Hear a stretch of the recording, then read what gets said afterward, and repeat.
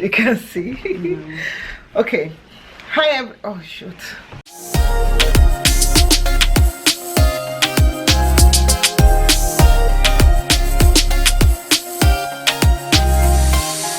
So hi everyone, welcome to the channel. Today I'm here with my daughter, with Eniola, and Eniola is high school. She's an high school. I'm a high school. High school. She's an high school student, meaning that she's going to high school actually in a few days.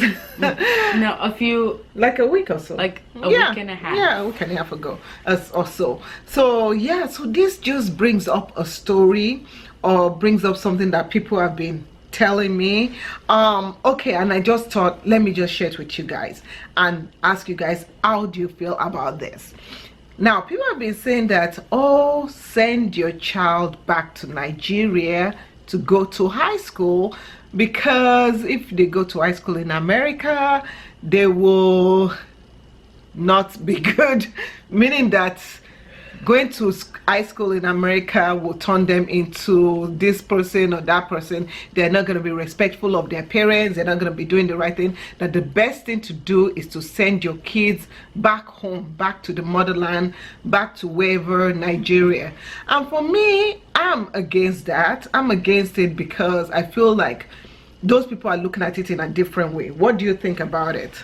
See, here's the thing. Sending me all the way to another country for high school? Yeah. I mean, like, it sounds crazy in my perspective. Because, like, I'm gonna be, okay, let's say this actually happened. Okay. Let's say this actually happened. Okay. So I would be with different people. You're gonna stay with grandma and grandpa. Yeah, but I don't fluently speak the language. You learn. I'll learn, yeah, I guess. And this is 4 years we're talking about that I'm gonna be in Nigeria. Yeah. Like, and what if I want American food? Like, oh, they have American food in Nigeria. But my own thing is this, and the reason why some people say that is because maybe they find that, you know, in the teenage year is the formable year, is the years where kids can change. You know, they can either turn to be better or turn to be worse, and they get in trouble more in the teenage years. And that is what they're saying. And one person actually said that their child is, one person that I know, they're sending their child back to Nigeria because their child has been disobedient to them. Their child has not been doing what they told them to do. Their child has been hanging out with the wrong crowd, and they feel that sending the child back to Nigeria will shape the child up, you know, that the best thing, you know, they can get only worse if they stay in Obodo Oyibo, as they say, in the US or in UK or wherever they are in diaspora. Now, the way I see it is this. I say that it all starts from the home. The way you raise your children begins at the home. Let's say in the home, you've been raising your child right. You've been not letting your child get away with everything. So for example, let's say my daughter is like, okay, I want to hang out with my friends, and I'm like, okay, go hang out with your friends. And then I say, okay, you have to be home at this time, and she decides not to be home at that time. And then when I tell her, why are you not home at this time, and she starts shouting at me, which will never happen. I'm not like that. Okay. So then we know we have a problem. But does that problem mean that I can't nip it in the bud at that point? Yes, I can talk to her. There's so many resources here in the US, and even if you take your child and you move your child back home, does that guarantee that that child will be perfect? They won't get into trouble? No. Yeah, because when you get back to Nigeria, what can happen? Who knows what's gonna happen in Nigeria when you go there? It could be the same thing. Yes. It can. Yes. So like, you moving your child to a different country, like, you can't always assume that it's gonna be, oh, they're gonna be perfect when they come out. Just because like, they're in Nigeria or wherever. So I tell them, and then they argue back at me and say, oh, Shola, you just don't know. You need to send your child back to Nigeria because it makes them, they learn the culture, they learn how to cook, they learn how to do that stuff. We can teach that here. I am, you know me, I'm close to my girls. You guys know, if this is the first time I'm watching our channel, please click the subscribe button and give us a thumbs up. But if you know me, I'm close to my kids. I communicate with my kids. I talk to them. I remember a story time that I did that somebody said I shouldn't be friends with my kids, that parents are not supposed to be friends with their kids. They're supposed to be the parent is the parent. But I always say a parent can be friends with their children and also set rules and boundaries, what is right, what is wrong. Yeah. So I feel like sending your child back home, the way I see it, is something that, you know, you and your spouse, you have to talk about it. You have to decide, because some kids, they send them back home and they do better. I'm not disputing that. But some kids, you send them back home and they come back worse off. So you have to know, and I feel like everything starts from the house. So what are some things as parents that parents can do to help children, you know, shape up their behavior and everything? Well, what I think is that, like you said last time, that the way you treat them is the way they're gonna come, like... Yeah. Yeah.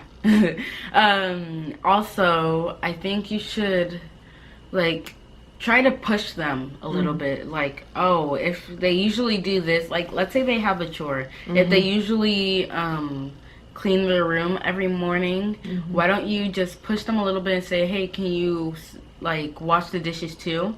Like, just don't make them do the same thing, because once they get older and they're like, and they just see a pile of dishes, what are they gonna do? Like, just gradually go to it? Like, you have to, it's in moderation. So, like, at the beginning you could just make them clean their room, then you can make them do that, and then they can both do that, then you could add something else to it. And so, and in terms of friends, when you see your friends, when you see kids changing their behavior because of friends that they relate with, you have to watch it. You have to know your friends, your kids' friends. Yeah. You can't just assume that, oh yeah, my kid has this friend. You have to know the kids' friends and also try to know the parents. Yeah, because like you don't know what the kid's friend. Wait, okay, let me slow down.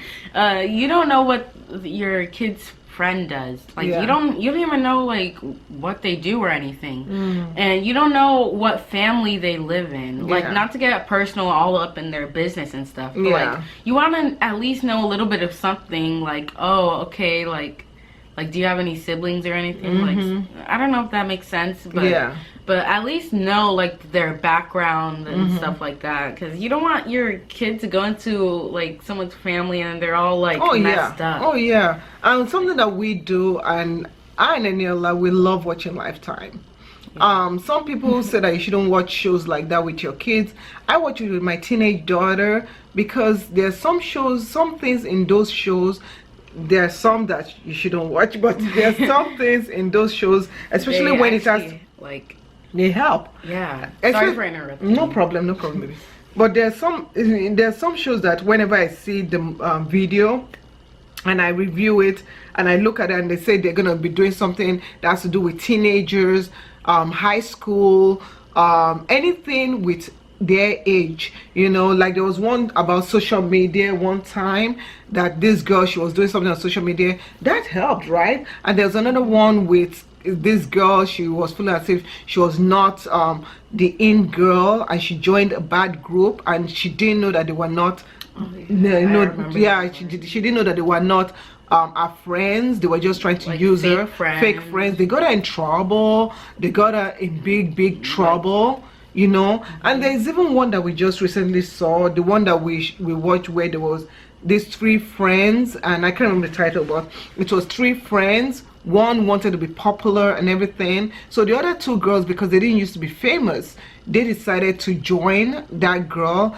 and they decided to play a prank on someone, on a man, you know. So like it was just this man, and he was doing online dating. The man was doing online dating. So they pretty much, what the term is called is catfishing. So they chose some random person's picture and they acted like they were her, and he was like, oh, okay, let's meet up. And they were sending these girls money and stuff, so like he was pretty much wasting money on some high school girls. And it was a prank. And you know, kids nowadays, they'll laugh, they'll say, oh, that's a funny prank, but there's a thin line. So what happened was that, because in case you guys watch, I don't want to spoil it, the guy ended up kidnapping the girls and well, I'll let you guys, Yeah. it wasn't a fun picture or whatever, but you learned from that. And what is one thing you learned? To not pull pranks like that. Don't be pulling pranks. Those, you cannot, matter of the heart, you cannot joke around with that. Yeah. One thing, once you get into that prank, like once you start,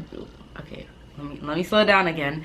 But so let's say, not saying that you guys will actually do this, but let's say you actually do something like that. Once you're there, you can't get out of that. You really can't. Yeah. Because like then they're gonna keep on talking to you, and like it's gonna get annoying, you know. Yeah. But yeah, you just don't want to do something like that. Yeah. And pranks, like, they're not all fun and games sometimes. Yeah. They could lead to like some really bad stuff. Exactly. So, but just to let you know, should you or should you not send your children back to your homeland to go to high school? It's your decision. It's up to you. Our decision, we've made our decision. Our kids are staying in the US or wherever we are to go to school, and that's how we have it. And we trust God. The utmost thing, we always pray at night, and we'll pray for God to lead them in the right direction, because our house is a God-fearing house, and we've believed that with God's help, that it can guide our children to not mix with the wrong group.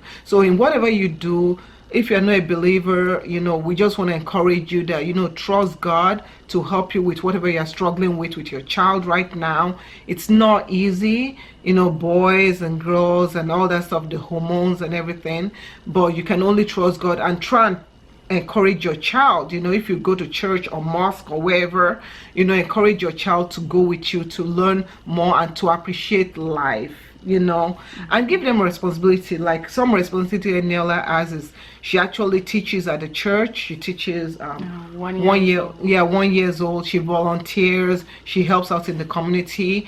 Give them responsibility. Don't let them just go to school and come back home and just that's it. Give them responsibility. You know, if it's that they do odd jobs around, let them do it, because it says the devil, something with the idle hand. You know, if your hand is idle, if you don't have anything to be doing, that's when trouble will arise. Okay, so that's the end of this vlog, today's vlog. Thank you so much. I hope you guys enjoyed this. Thank you so much, and we'll see them in another video. Oh, your channel. Oh, yeah. Okay, so if you guys didn't know, I do have a YouTube channel. It's called Just Eniola. I post the videos on Wednesdays and Saturdays. Yeah. And I do think you guys should check it out if you want to hear more from me personally. Yeah. And yeah. Yeah. So she does all the teenager stuff. I don't. Yeah. Okay. So thank you so much, and we'll see you in another video. Thanks for watching. Bye. Mwah. Make sure to like, subscribe, comment, and share to the world. Bye. Bye.